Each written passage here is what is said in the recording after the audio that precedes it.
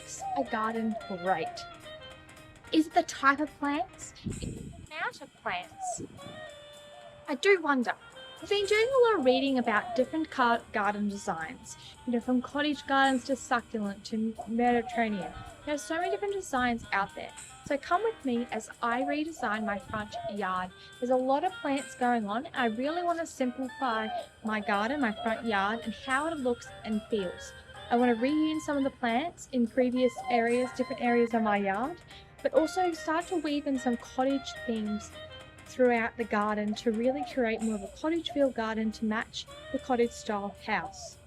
My biggest thing is weeds. I need to get them under control and design this so that each plant has a purpose, it fits within the story and narrative I'm trying to build and create, and I'll hopefully, through more mass planting of the same plants, I'll start to reduce the volume of weeds. Well, that was a very serious intro, but I can tell you this video is not very serious at all. It's a journey of the highs and lows of gardening and bringing a vision to life. So let's go and see what I was able to create through long hours, hard work and dedication to transform this garden into my dream cottage style garden. Let's go. And slightly losing the plot halfway through. Just literally lost it. I knew she was crazy before, but she's definitely crazy now. This is the before the crazy, weed-filled, plant chaotic garden. Let's see what magic we're able to create. Through rain, hail and shine, I was determined to get this section of the garden done. It was kind of like an empty blank space kind of situation behind the lemon tree, so I wanted to use the existing plants I took out from the other side, that's going to be the feature area, to this side so it could fill in the gap and kind of use what I had already. So I found these awesome trunks free locally, which is awesome, and they're going to be turned into garden beds. So yes, craziness, but it's going to work. Also, nothing to see here, me just like ripping out a whole section of jade to put into this trunk bed.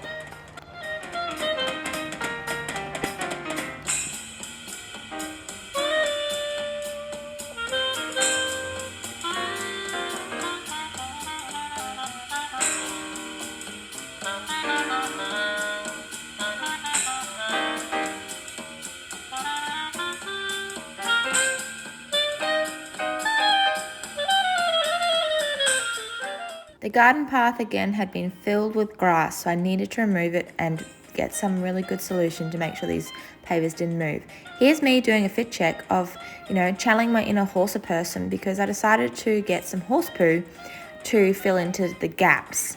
It may seem crazy, but I figured horse poo was really cheap and a great cheap alternative to soil to basically make sure that this path sticks and stays in place and suppresses the weeds. I don't know if it's going to work, but I did it and we'll see.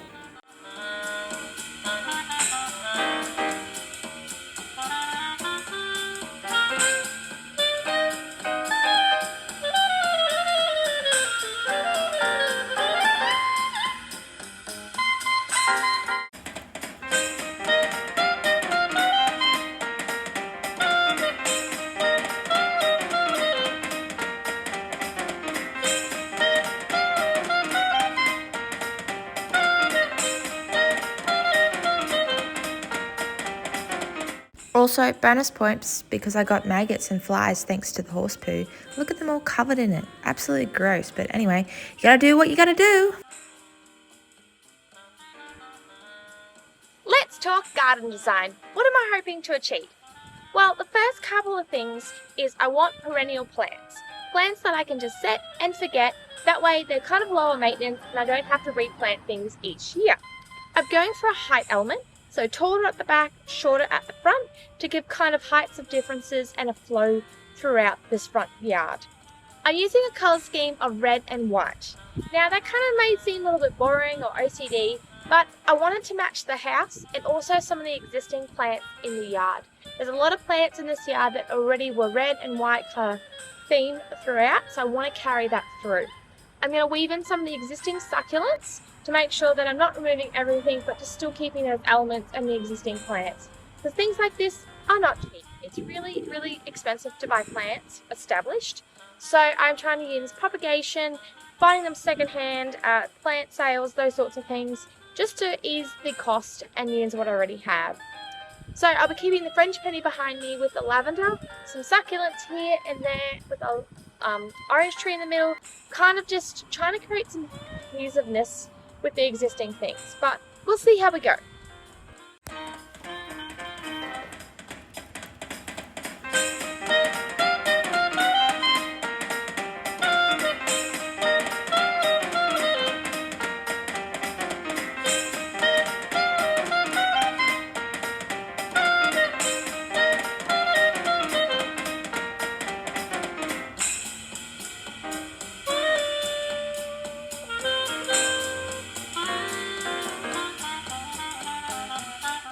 Next was to tackle this lavender.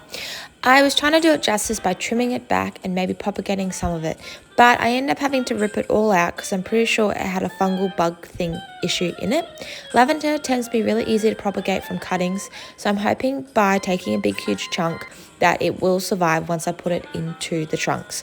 We shall see. It was a big mammoth and really sad to see, and hope that I don't actually kill this plant.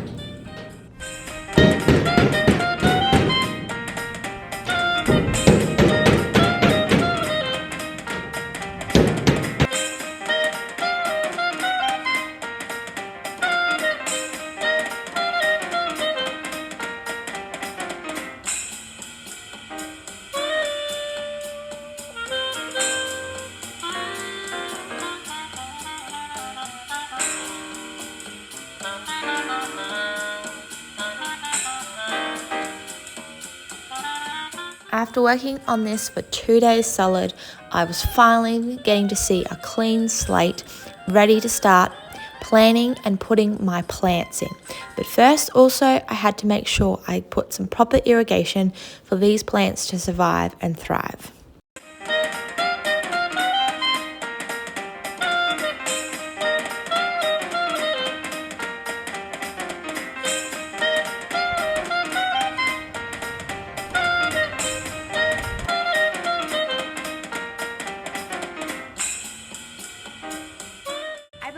Every gardener has their favourite plant, and for me it's geraniums. I feel like people either love them or hate them for some reason. Maybe it's a smell that they just naturally have. But did you know there's over 260 species of geraniums? And no, I'm never going to collect that many in my lifetime, but I've really started a really beautiful collection of geraniums. I've just become obsessed. So I picked this one up today, went to a plant sale just to try to get the costs down with planting my cottage garden, and it's a 5-finger point geranium. Look at it, it's a star shape. I've never seen or heard of it. How cool is that? And then I've also been collecting the center geraniums. So this one's Candy Dancer. You've got what do we got here? Orange geranium, nutmeg geranium, just a normal geranium. I've got a peppermint one. Of course, I had to put the peppermint one in a sweets tin. Look at that. And then, of course, you got your natural big bush geraniums. These guys with like the long kind of protruding head. And then you've got citronella. And then white ones and pink ones and double ones and ivy ones. They just go on forever and ever and ever. So anyway, I'm very excited. I'm going to have to put a splash of these geraniums everywhere in my garden. I am so excited. Irrigation is a very important element in your garden. These green spray soaker hoses are cheap and nasty. The sun gets to them and breaks them, making not a very great long-term investment.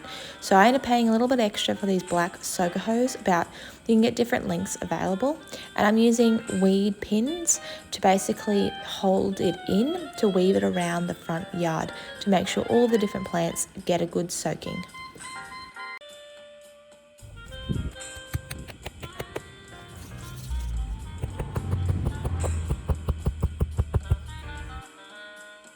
The other challenge that I faced is this darn weed matting.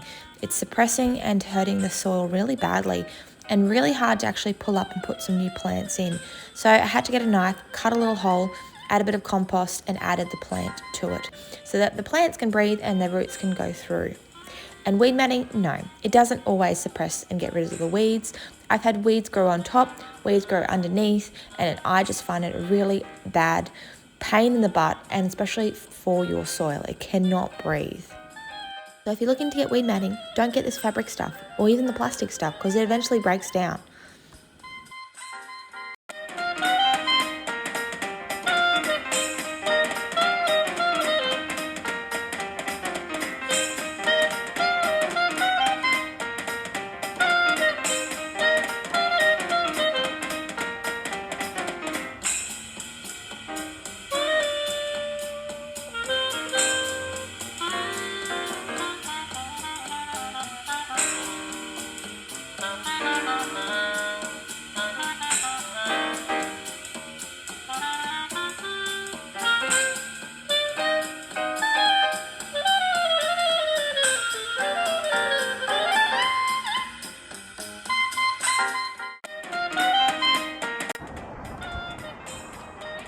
Let's tackle this big monster succulent.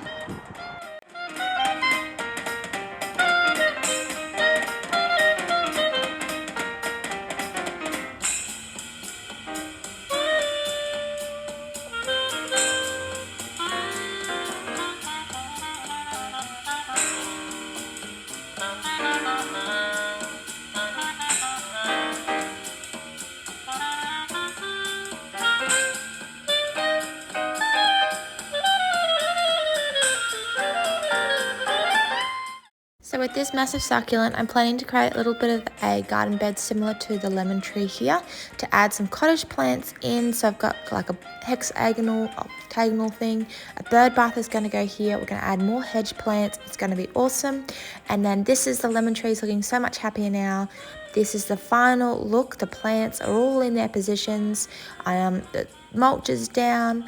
We've got irrigation in and it's looking great, and I can't wait to see how these plants thrive and establish themselves.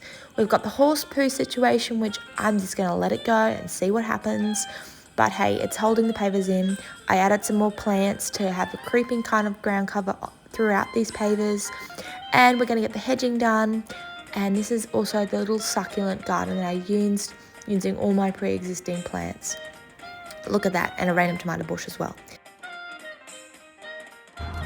That is the front garden done for now. I really hope you enjoyed coming along on the progress of getting this front garden sorted. I'm really excited. I'm just so glad I got some irrigation in there, meaning the plants are going to survive. And yeah, I will sort out the front hedge line next. I've got my plants sorted of what I want along there, but first I want to make sure I've got irrigation in place and sort out that big succulent. I'm going to create kind of like a little garden bed and then mix in some cottage plants so that it ties in with the succulent cottage garden theme on the other side of the garden. So it's very exciting. I can't wait to see how these plants grow and establish and fill the space. So stay tuned for more gardening updates and getting my dream garden in order. I'll see you next time. Bye!